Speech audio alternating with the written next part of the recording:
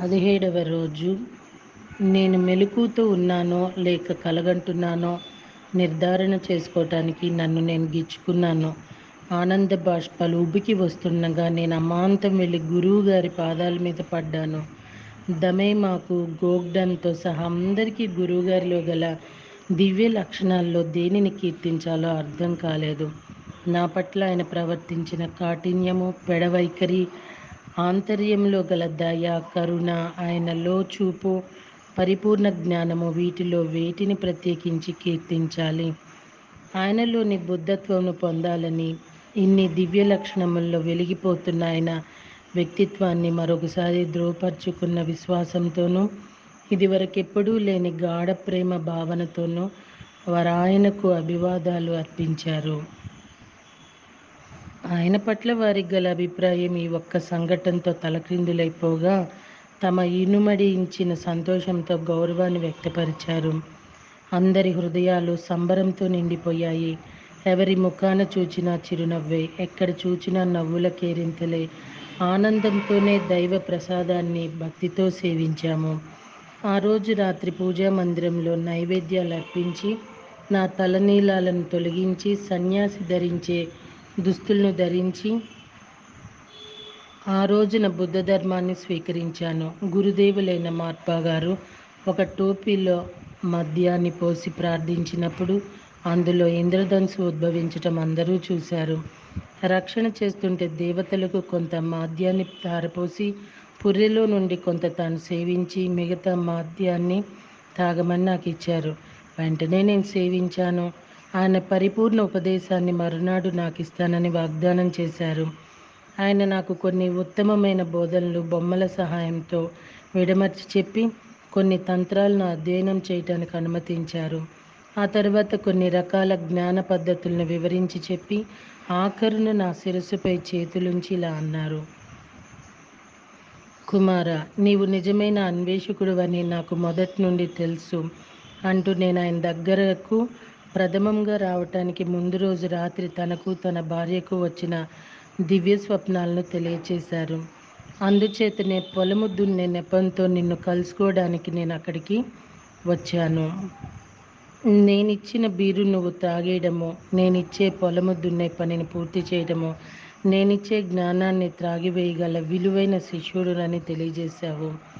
ఆ తరువాత ఆయన నేను కానుగ్గా ఇచ్చిన రాగి పాత్ర ప్రాముఖ్యాన్ని చెప్పారు. ఇన్ని మాటలెందుకు? ఆయన కూడా ఒక ఉపయోగం లేకుండా ఏ చిన్న పని చేయలేదు. అవన్నీ కూడా నా శ్రేయస్సు కోసమే.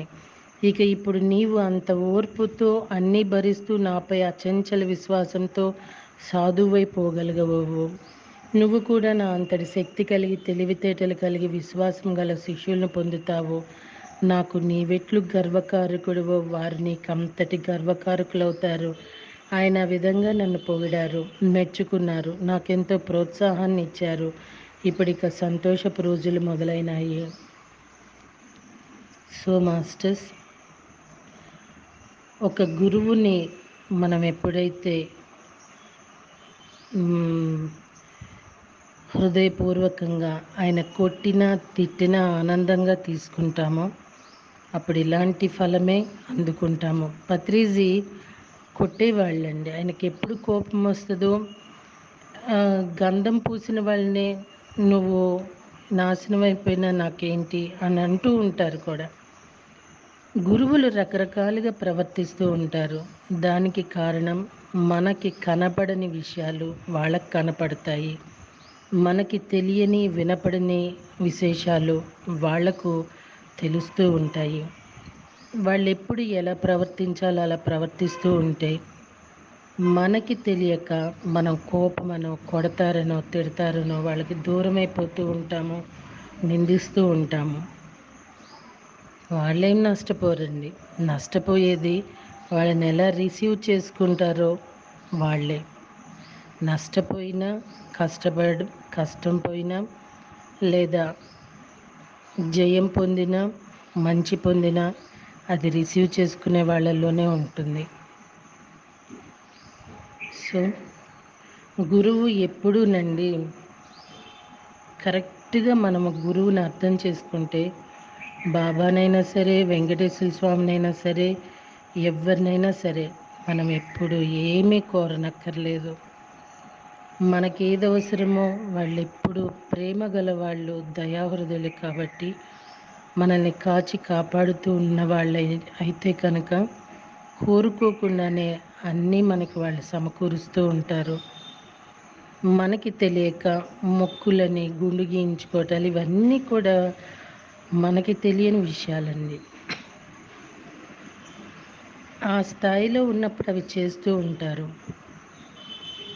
ఆ స్థాయిని మించినప్పుడు అవి చెయ్యాల్సిన పని లేదు అని తెలుసుకుంటారు. స్పష్టతని తెలుసుకోగలగటమే విఘ్నత, విజయము, విజ్ఞానము, ఆత్మస్థితి అంటే మాస్టర్స్. ఐ రైట్ అండి?